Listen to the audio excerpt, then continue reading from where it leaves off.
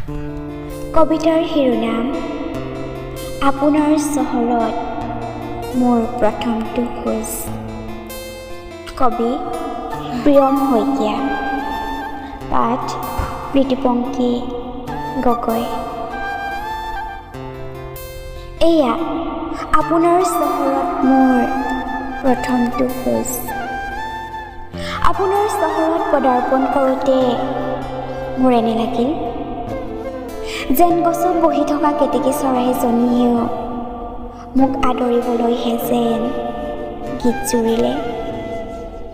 আপোনাৰ চহৰত পদাৰ্পণ কৰোঁতে মোৰ এনে লাগিল মোৰ আগমনৰ কথা শুনিয়েই যেন আপোনাৰ হৃদয়ত মৰহি যোৱা প্ৰেমৰ ফুলপাহো আকৌ সতেজ হৈ পৰিলে।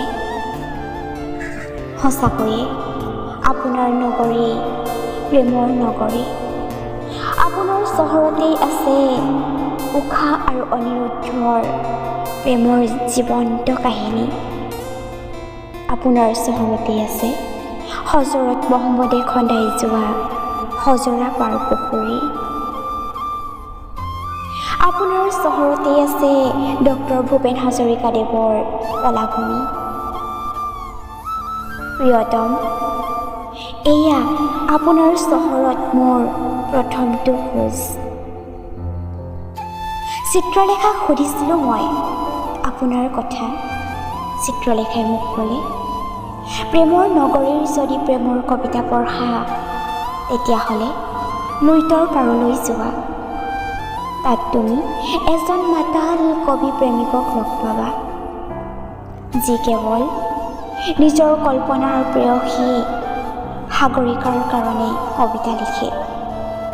পাৰিলে তুমি এবাৰ তেওঁৰ হৃদয়খনো জুমি চাবা।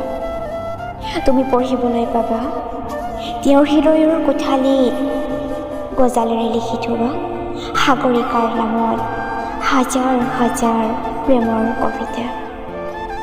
ধন্যবাদ।